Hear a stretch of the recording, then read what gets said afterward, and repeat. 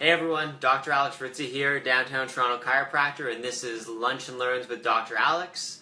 I think we're on episode 8, but we're here anyways. So last week we gave a little introduction. We're going to be talking about testing today, and with the idea that in order to know where you sit on the health continuum, because it's not either healthy or unhealthy, it's all on a spectrum, we have to do some testing. And so what I want to talk about today is a little bit about structural testing, but start off with the question of, hey doc, I've got a problem.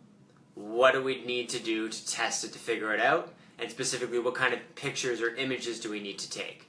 So a lot of people will come in and they're like, I want an x-ray of my spine, I want an MRI, and it's really important to be able to know what the best type of testing is to give us the answers that we need. And the answers that we need are going to be those that tell us what type of care is best, how long the care might be, and generally what state your body's in. So let's start off with x-rays. So x-rays are really good at telling us about bone and skeleton. So we're going to use, like last week, our lemon as the example. Oh, sorry, something in my throat. So if we want to know what the lemon is like on the inside, then we need to take a picture of it. So let's say that we want to know if the lemon structure is good. We want to know how some of the septums look in between it, what the flesh looks like, all that. Well, if we did an x-ray, it's not going to show us every little detail of it.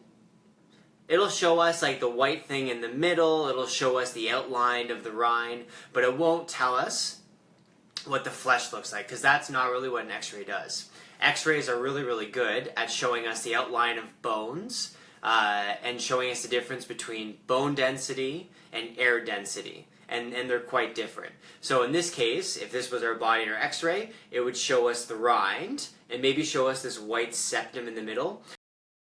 See any of the flesh, and that's like an x-ray is not good for telling us about muscles and about nerves. We have to kind of infer or guess that if a hole in the side of the neck that the nerve leaves from is smaller because it shows us the bone is smaller, then we can maybe make a guess that we're back, that bone is pushing on said nerve. Okay? So some people come in and they're like, I want an MRI, or like, I need an MRI on my spine. And a couple things about MRIs. MRIs, number one, as a taxpayer, they're really expensive for the government to take an MRI. It seems like they're given out willy-nilly sometimes, which is unfortunate, but they're like thousands, if not thousands of dollars to take, and they don't always give us the answer they want. So if we consider an MRI is actually going to give us a really good and thorough picture of what our body looks like on the inside. And if it's the lemon, it's going to show us where all the flesh is, if there's a dent there or a dent there. It'll show us if there's something wrong with the inside of the lemon. It'll show us really good detail, and in much better detail than our x-ray is going to show us. And so MRIs can be really useful tools if we're looking to confirm or we want to find a particular problem.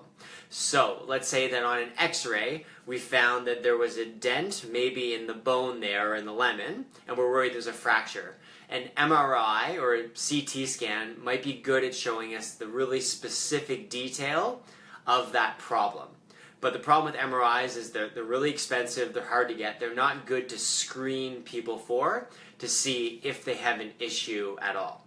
So MRIs can be good, but they don't often tell us if there's actually a problem unless we're already kind of have an idea that there is one there. So unfortunately, like MRIs are not really a good useful tool if you have a spine or an injury, in terms of actually getting it taken care of or addressed.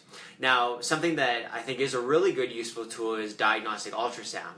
So, not so much for the spine, but if you have a shoulder or a knee or like an extremity issue, a diagnostic ultrasound is really excellent for looking at the details of the tissue. So, diagnostic ultrasound, if you had a knee, it'd be able to show you some of the ligaments and some of the meniscus and some of the tissues around the knee that ultrasound wouldn't be able to show you, and that the MRI would be able to, but would cost thousands of dollars more, and would take a lot longer to. And so in that time, you could address whatever the problem was based on the results of the ultrasound. So ultrasounds are really good if you have an extremity issue, not so good if you have a spine problem, because the ultrasound doesn't penetrate deep enough into the spine to get a really good picture at it.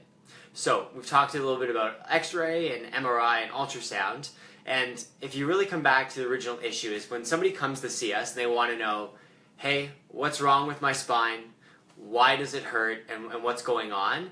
None of the three are actually really good at telling us what the issue is, and that's why usually we don't send for them, at least in our office. We use a functional neurostructural analysis. And so the first part that we talk about is the structure. So in MRI, it can show you, in some cases that, there's a pinched nerve here, or there's a pinched nerve there, or a disc issue, but you ask somebody and they don't show any of the symptoms for what's actually physically wrong on the MRI. Or same with an X-ray. Sometimes an X-ray can show an extreme amount of degeneration or arthritis in somebody's spine, but they have no symptoms there. And that's often because with X-ray and MRI and CT, and even ultrasound, a problem on the image might not actually be symptomatic or be a problem. So what we do to check out someone's structure, instead of an X-ray, is we use structural photos, or digital structural analysis, where we take really reproducible photos of everybody from the front and from both sides of the body. We can make an analysis and review how their structure is changing as a result of core problems in their spine and nervous system. So because of stressors that happen in somebody's life, whether it's texting or a previous injury or poor postural control, we know the head often comes forward and we get that anterior spinal shift. And so that's something that we measure for in our office. We're looking to see how somebody's structure has changed, because we know that if your structure changes, your physiology is going to change a lot. And the example we always bring it back to is the more that your 12 or 13 pound head comes forward, the more that it weighs and the more pressure it puts on your spine, your nervous system, and the muscles trying to hold it up. So the next time that you have a problem, I hope that this arms you with a better idea of maybe what imaging is necessary, and might have also changed your mind a bit in terms of the spine, that X-ray and MRI is not usually actually going to tell you what your problem is, and you need to probably take a deeper look at what's actually going on inside of the body. And for that, the first thing we talked about was our digital structural analysis, and next week we're going to talk about our neurofunctional analysis, part of our testing, that actually takes a deep look inside the body and see what is going on with your spine and nervous system. If you are in need of a analysis, you think there was something wrong with your spine and nervous system, that you might have a core problem with it, then I invite you into the office. Call, get a checkup. It all starts with there. If you have a core problem, we'll help address it. And if not, then we can make some recommendations of who might be best to take care of it. This was another Lunch and Learn. I hope it was useful to you, and I'll see everyone next week. Take care.